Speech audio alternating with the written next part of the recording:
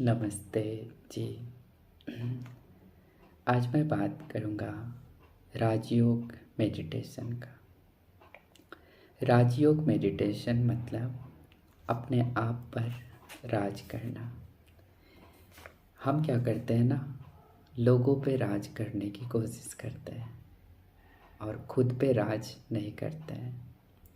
तो हमें क्या करना है, सुबह सुबह उठकर परमात्मा को शुक्रिया करना है। जब हम परमात्मा को शुक्रिया करते हैं ना, और ऐसा कहते हैं कि सुबह सुबह जो भी हम पढ़ते हैं, सुनते हैं, वो सारा कुछ माइंड में जो है ना रिकॉर्ड हो जाता है। तो इसलिए सबसे पहले परमात्मा का शुक्रिया करना है। आप जिस जगह पे काम करते हैं उस जगह को शुक्रिया करना है। अपने माता पिता का शुक्रिया करना है। उसके बाद आप मेडिटेशन में कम से कम 20 मिनट परमात्मा को याद करना है। उसमें अपने आप को अनुभव करवाना है कि मैं आत्मा हूँ। अब मैं आत्मा हूँ, ये कैसे हम समझेंगे? मैं आत्मा हूँ। मनुष्य का शरीर हमें मिला है। बहुतों लोगों के द्वारा आपने सुना होगा कि आत्मा की जो जर्नी है 84 जन्मों का होता है। 84 जन्म मतलब आत्मा ऐसा नहीं है कि जो मनुष्य आत्मा जाके कुत्ते, बिल्ली, बंदर बनते हैं। मनुष्य आत्मा हमेशा मनुष्य योनि में ही जन्म लेते हैं, लेकिन वो मेल हो सकता है, फीमेल हो सकता है, ऊंचे घराने में आ सकता है, नीचे घराने में आ सकता है, ये हो सकता है, लेकिन मनुष्य हमेशा मनुष्य ही बनेगा। ऐसा नहीं है कि जो वो जानवर बन जाएंगे। और इसका उदाहरण एक बहुत सुंदर, मैं उतना टाइम नहीं लूँगा, तो बहुत सुंदर उदाहरण दिया गया है कि आपने आम खाया होगा। तो आम खा के जब आप फेंक देते हैं तो आम कभी क्या इमली हो सकता है? आप हजारों बार आम खाइए, वो पेड़ होगा, फिर उसमें आम ही लगता है। उसी तरह मनुष्य आत्मा जो है एक बीज रूप है और ये शरीर धारण करती है, तो हमेशा ये मनुष्य शरीर ही धारण करेगी, लेकिन अपने कर्मों के हिसाब से, अपने संस्कार के हिसाब से पिछले जन्मों के भी हम संस्कार लेकर आते हैं।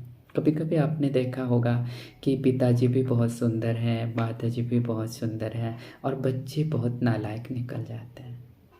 तो फिर क्या कहते हैं ना कि मैंने तो ऐसा नहीं था, पता नहीं कैसा हो गया। तो इसका मतलब यही होता है कि पिछले जन्मों का संस्कार आ गया है। तो पिछले जन्मों का जो संस्कार हम लेकर आते हैं वो भी रोल प्ले होता है। उसके बाद इसमें राजयोग से स्वशक्तिकरण हम करते हैं। स्वशक्ति मतलब अपनी शक्ति को हम पहचानते हैं। तो पहला है पावर टू एडजस्ट, समाने की शक्ति। पावर टू विथड्रॉ, विस्तार को संकीर्ण करने की शक्ति।